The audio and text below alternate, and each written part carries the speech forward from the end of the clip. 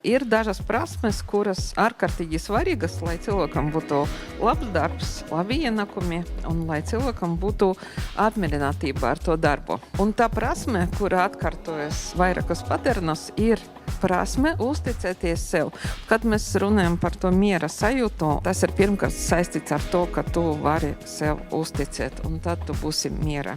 Un otra prasme ir tieši rīkoties nenoteiktības apstākļos. Mēs mācību savu centru salīdzinām ar tādām nelielām jahtiņām, kuras ir vairāki cilvēki kopā ar savu kapteinu brauc uz mācību reisu. Ja? Un tur viņi nevis ņem kaut kādas nopietnas zināšanas, bet viņi mācās pārvaldīt.